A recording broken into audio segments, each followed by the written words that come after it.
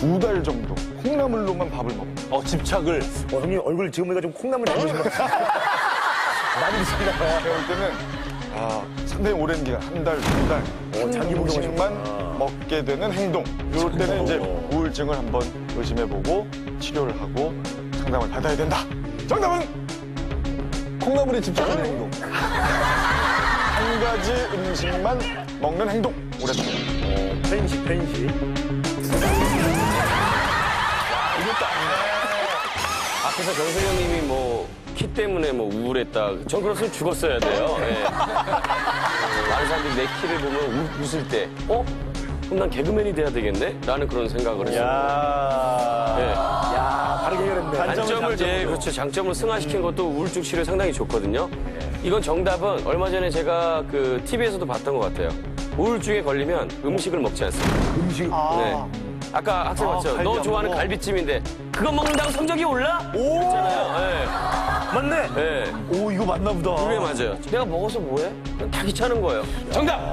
음식을 먹지 않는다? 입맛이 떨어지겠지, 우울하면. 예. 이렇게 받아야 되겠어요. 선생님. 그러니까 이제 음식을 안 먹는 거는 또 그 다음날 배고프면 또 먹을 수도 있죠. 그러니까 이제 어떤 그런 증상도 중요한데 다 우울증 증상이에요, 지금 말씀하신 거. 이런 증상들이 뭐가 더 추가가 되면 진단이 내려지는 거죠. 간단하게 고르지, 아까 화면에 여러 가지 증상들이 나왔잖아요. 예를 들면 아까 이 말씀하신 대로 굉장히 오랫동안 짜증을 낸다든가 아니면 오랫동안 안 먹는다든가 뭔가를 오랫동안 그렇게 하는 행동이 사춘기와 우울증의 차이인 거예요. 원래 사춘기라면 짜증을 내다가도 금방 엄마가 이렇게 좀 이렇게 막 이렇게 뭐 맛있는 거 사주고 막 칭찬해주고 그러면 금방 딱 깨어나는데 그게 오래돼. 아무리 얼굴도 달래고 애 막 이뻐해주고 이래도 얘가 그냥 어떻게 해도 오래 끝까지 이렇게 가는 거예요. 이게 우울증인 거예요. 예를 들면 항상 초롱초롱 해야 될 이 학생의 이 눈망울이 오랫동안 이렇게 멀리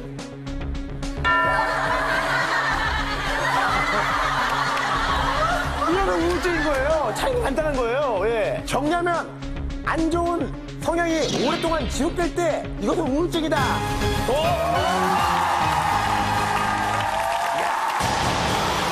위기 탈출 넘버1. 상황과 환경의 변화에 상관없이 최소 2주 이상 지속되는 2주 이상. 우울한 감정과 그와 동반되는 행동상의 증상이 있을 때 우리가 우울증이라고 할 수 있습니다. 사춘기에 나타나는 일시적인 기분 변화와 구별되는 병적인 우울증의 정확한 특징은 상황과 환경 변화에 상관없이 2주 이상 계속 기분이 우울하고 짜증과 신경질 등을 내는 등 다양한 증상들이 일어납니다. 예전보다 더 어린 나이부터 시작되는 요즘 10대들의 사춘기. 그래서 부모들은 10대 자녀의 정서적 변화를 무조건 사춘기의 당연한 성장 통지음으로 생각하고 지나치기 십상입니다. 쟤 벌써 사춘기가 봐.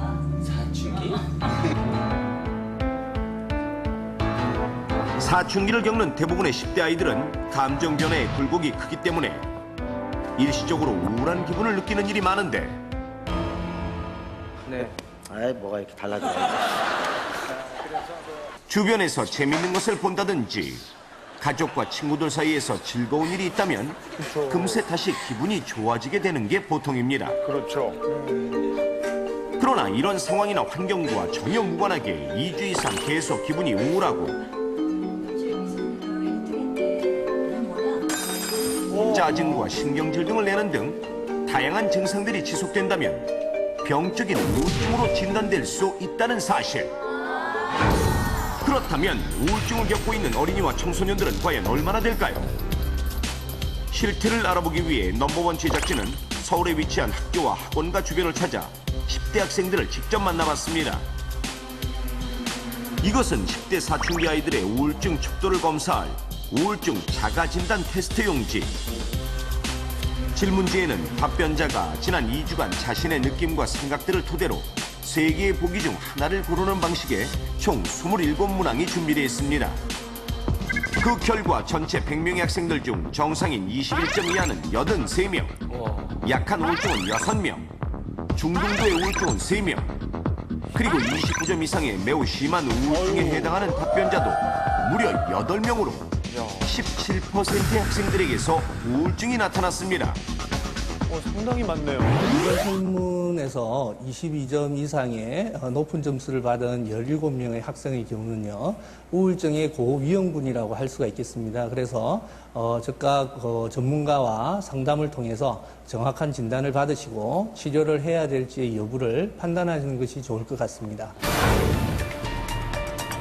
한 연구 결과에 따르면 10대 어린이 청소년의 3분의 1 이상이 우울 증상을 보이고 20% 정도는 전문적인 병원 치료가 필요하다고 합니다. 특히 갈수록 심해지는 교육열로 인해 지난 10년 동안 청소년의 우울증은 지속적으로 증가 추세에 있는데 문제는 아이들의 우울증이 사춘기에 가려 방치되는 경우가 여전히 없다는 사실. 그렇게 우울증이 방치될 경우 흡연, 알코올 남용, 약물 남용 등을 유발할 가능성이 높고 대인관계의 결함은 물론 자신감 결여로 이어져 평생에 걸친 고질병이 될 수 있으며 나아가 자살이라는 끔찍한 선택을 하는 아이들도 적지 않습니다. 교통사고에 이어 우리나라 10대 청소년의 사망 원인 2위로 꼽히는 자살. 실제로 한 보고서에 따르면 청소년 우울증의 약 70%는 자살로 이어진다고 나타날 정도로 사태는 매우 심각합니다. 특히 10대 아이들은 감수성이 예민하고 판단력이 부족해 유명인의 자살 시 이를 모방하려는 베르테르 효과가 두드러지게 나타나며 컴퓨터를 많이 이용하는 특성상 인터넷 자살 모임 등에 쉽게 접근해 여럿이 자살을 공조하는 일 또한 심심찮게 일어납니다. 이렇게 무시무시한 상황을 불러오는 10대 어린이와 청소년의 우울증. 그러므로 부모님들이 자녀의 상태를 잘 파악하고 있는 것이 무엇보다 중요한데 자 그럼 실제로 부모님들은 어떨까요? 자녀들이 부모님에게 짜증을 내거나 뭐 물어도 대답하거나 혹시나 아니면 심하게 반항하거나 공격적인 행동을 한 적이 있었나요? 있었죠. 언제 그러나요? 고등학교 다닐 때? 여러 번 많죠. 우리 딸애가 고3 때 그랬어요. 뭐 성적이 안 좋다거나 뭐 그러면은 문 닫고 들어가거나 그런 행동이 왜 나타나는 것 같으세요? 사춘기니까 그러겠죠. 뭐 친구 관계도 있고 공부에 대한 스트레스가 제일 많았겠죠. 사춘기 때 좀 사춘기 때 아무래도 더 심한 것 같은데. 이처럼 10대 자녀에게서 나타나는 짜증과 반항의 원인을 당연하다는 듯 사춘기로만 생각하는 대다수의 부모님들. 그 맹목적인 믿음이 당신 자녀의 몸과 마음을 병들게 할 수 있습니다. 자, 어린이와 청소년 여러분, 그리고 부모님들, 지금부터 주의해서 보십시오. 매사에 짜증을 많이 내고 반항하거나 공격적인 행동을 보이며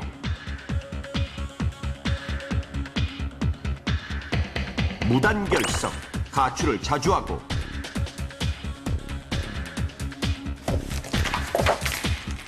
집중력과 학습 의욕이 저하되어 성적이 급격히 떨어지거나